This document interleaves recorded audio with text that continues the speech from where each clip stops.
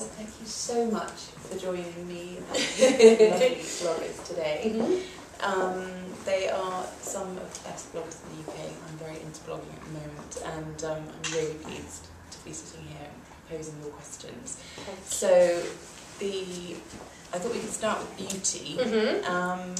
Very simple. What's the best ever beauty trick you've learnt or picked up on your travels?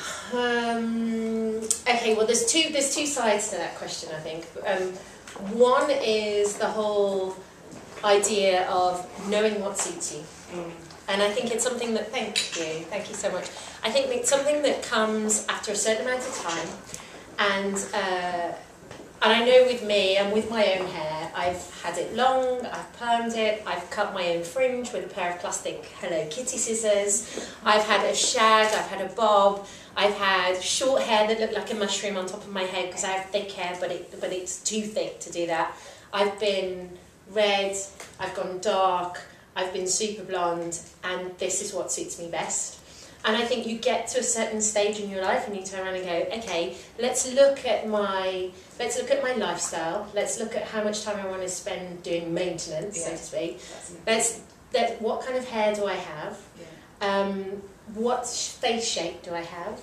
And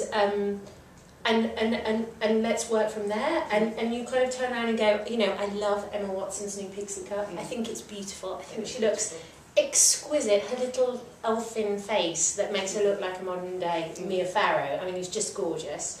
And then you take someone like Dita Von Teese, who I think is fabulous, and she's got all those dark kind of 1940s waves, and she's immaculately groomed. They both look absolutely exquisite and are completely chic and so comfortable in their own skin, but would either of those looks work on me? I was going to say, and yet could those two looks be more different? Could they be more different? Could they be more different from me? And yet I think both are absolutely gorgeous. And so the biggest tip I've possibly picked up, and it's not just from being in LA, or it's just over a period of time, is know what suits you. And of course, have fun with fashion and play around and don't take it too seriously, but also know exactly what you're working with.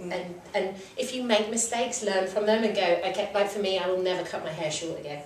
No, doesn't suit me. And you said you've been dark. You said you've been very, very blonde and very, very dark. So who has most fun, blondes or brunettes? For me, because I felt more comfortable in my skin being blonder, I did.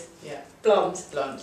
Do you know what I mean? Absolutely. But because when I was dark, I felt kind of washed out, and so I didn't feel comfortable. And it's the whole thing where, you know, I style myself in LA too, so I have this whole thing where I like the European aesthetic. I like how we look. I like how the British people have fun with fashion, but it's completely individual and it's super creative and completely different. And my whole thing was always, nobody knows how you're going to feel on a day better than you do yourself. Sometimes we wake up and we feel confident and we can rock a black leather mini dress and be kind of a rock chick. And other days it's literally like I want to be floaty and floral and feminine. And other days it's super comfy. And although it doesn't make a good performance a bad one, it definitely affects me. And it's something that you want to feel confident about. So that's kind of what I'd say. I'd say, you know, feel comfortable in your own skin.